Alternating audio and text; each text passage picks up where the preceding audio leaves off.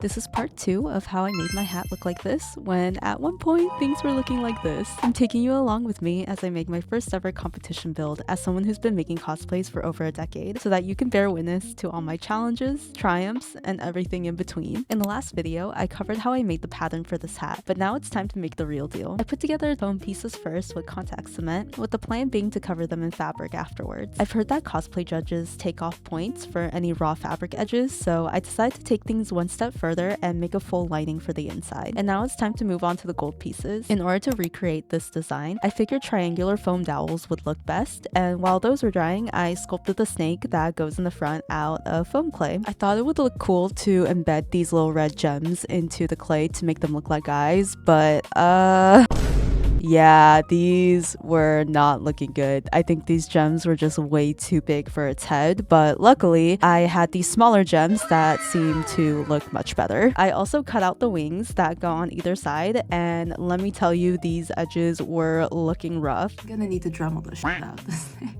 to make it look remotely good. God damn it. But with the help of my Dremel, everything was now ready for painting and priming. Now this might be a hot take, but I really am not a fan of Plasti Dip anymore. I used to really like it as a primer, but recently it's been making this like weird bumpy texture on all of my foam props. And when I tried to sand it off, it just made an even bigger mess. I ended up just scrapping this piece entirely and remaking it. I recently switched to Gesso and Mod Podge for primer, and it worked so much better. I would rather deal with some very subtle brush strokes ending up in my final product than whatever the hell this was. And this part almost made me want to fully give up on this project because I needed to touch up part of the hat with spray paint. I thought painter's tape would prevent the gold spray paint from getting on the fabric portion. However, yeah, that was kind of a fail, but luckily I had just enough of these thin foam dowels to cover up my shame. And with these last final touches, we had our hat. That is 2 out of the...